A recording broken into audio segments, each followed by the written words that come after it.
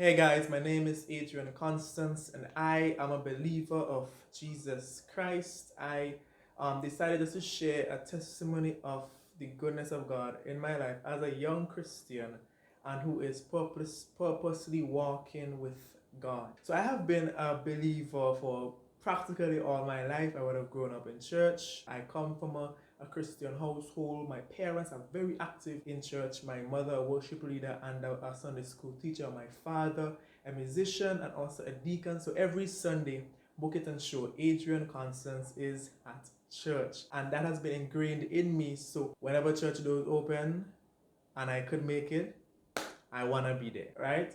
So I was baptized at the tender age of about 9 or 10. I was in grade 5 at the time and I was extremely excited. I was so excited because one, you have that love of Christ in your heart, and also you know that you're going to heaven. So the joy that really fills your heart.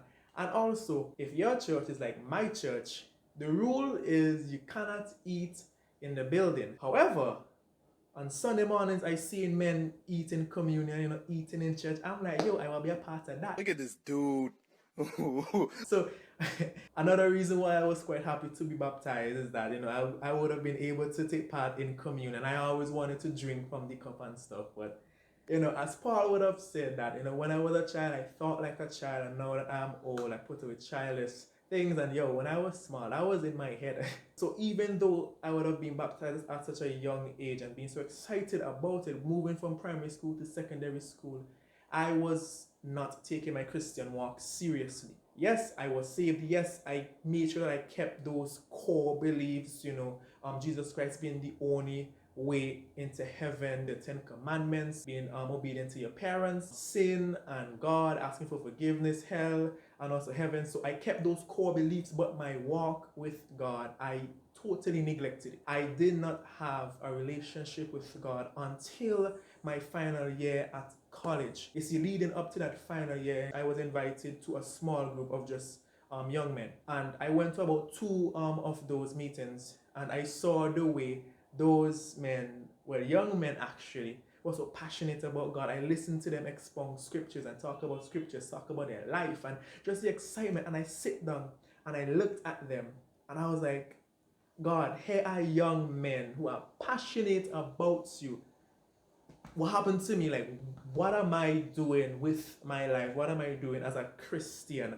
Knowing that I wasn't living right. Now, mind you, I was still a relatively good Christian boy, at home and also at church. But then, at school, I wasn't that much of a good Christian boy. I wasn't doing anything wild, but I certainly was not, shining my light unto men so that when they see, they'll glorify God in heaven. So that was weighing on my conscience because I know the right thing. I know what a Christian was supposed to represent, how he was supposed to look, and I was not doing that. So I saw these young men and I said, God, we're going on. And it took me about 3 months of, seeing that and having dialogue with myself and listening to videos. And I said, no, this is not how I want to live my life. This is not how I want to represent God. Because if you are a Christian, you should be living a life that's pleasing unto God. So coming down at the ending of 2014, I was going back and forth with God because I know exactly what it meant to be a Christian, but I just wasn't living that life. So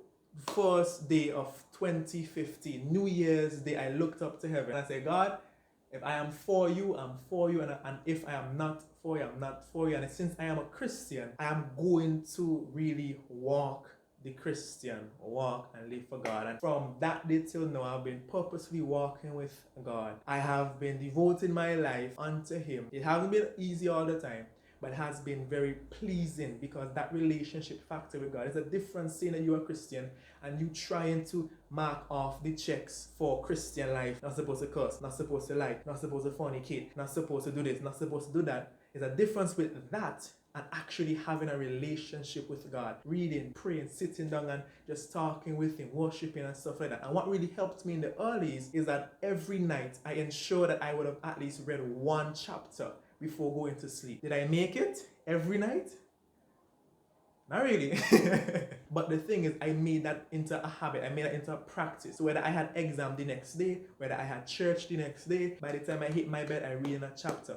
did I understand everything? None at all. I remember reading First Corinthians, one chapter. I can't remember the chapter. I fell asleep and I got back up and I continued reading, and I'm like, God, I have no idea what is happening. I have no idea what Paul is saying, but I just want to make sure I finish this chapter. I know I continue going every day, reading a chapter at night, ensure that I had some quiet moments. I love music. So listening to worship songs and just sit down and just worship God. Just let it play and just worship God. And that really helped me. And of course, dialoguing with persons who are more grounded in the faith. I have a lot of strong believers, strong friends around me that I could go to and I could talk and we could meet up and whatnot. And that really helped me. And of course, youth meeting and everything, finding myself in that environment to help me to grow. And of course, whenever I fell, I ran straight to God and I said, God, forgive me. God, help me, because I know this is not right and I know what you desire for me. And your word says that greater is he that is in me than he that is in the world. So Father God, I want to see it. I want to live it. Every day, as I said before, will not be easy. But as you grow, you move from having spiritual milk to having spiritual meat. So now it's not only about you, it's now about trying to reach the lost and just to be a good representation of Christ. So that is my small testimony. Being a young person living for God in 2020 will not be easy, but you have to make up your mind. Joshua said that as for me and my house, I will serve the Lord. At the first chapter of Jeremiah, God told Jeremiah that while you were in the womb, I saw you and I called you. So God has a purpose for everyone's life. From the inception of your life, God had a purpose. Actually, way before the creation of the world, God had a plan for your life. And it's not his will that anyone should die and that anyone should go to hell. So my encouragement to you, if you're looking at this and you are a believer, to continue to hold on to God. Continue to trust him.